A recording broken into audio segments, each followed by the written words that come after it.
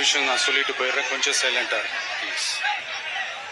நாம அரசியலுக்கு வந்ததிலிருந்தே நம்மளை பத்தி நிறைய சில வதந்திகள், அந்த டீம் இந்த டீம் அப்படிலாம் சொல்லிக்கிட்டு இருக்காங்க இல்லையா.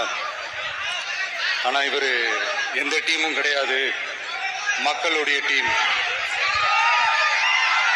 பீப்புள்ஸ் டீம் அப்படின்னு எல்லாருக்கும் தெரிஞ்சதுக்கு அப்புறம் வேற என்ன அவதூறு பரப்பலாம் இவர் மேல அப்படின்ட்டு ட்ரை பண்ணி எல்லாமே அவங்களுக்கு ஒர்க் அவுட் ஆகல. ஸோ கடைசியில என்னதான் இந்த விஜய பண்ணலாம் அப்படின்னு நினைக்கும் போதுதான் இந்த கூட்டணி அந்த கூட்டணிலாம் சேர போறாரு அப்படின்ட்டு ஒரு பொய்யான ஒரு பிரச்சாரத்தை பண்ணிட்டு இருந்தாங்க.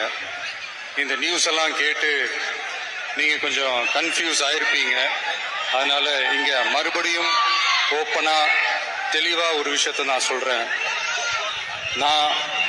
நாங்க எப்பவுமே மதச்சார்பற்ற கொள்கைன்றதுல, அந்த ஸ்டாண்ட்லயோ, மதச்சார்பற்ற சமூக நீதி என்ற அந்த நிலைப்பாட்டிலேயோ எப்பவுமே சமரசம் வச்சுக்கவே மாட்டோம்.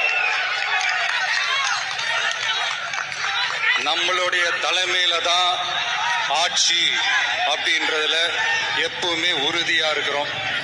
நம்மளுடைய முதல் மாநாட்டில் கூட நான் சொன்ன மாதிரி அரசியல்ல யாருக்காகவும் எதுக்காகவும் எந்த விதமான ஒரு சமரசமும் நாம வச்சுக்க போறதே இல்லை, அந்த பேச்சுவார்த்தையே கிடையாது. சரிங்களா? அதனால யார் என்ன அவதூறு பரப்புனாலும் தயவு செஞ்சு அதை நம்பாதீங்க. எல்லாம் வல்ல இறைவனின் அருளால் நாம நினைச்ச டார்கெட்டை நம்மளால நிச்சயமா அடைய முடியும்.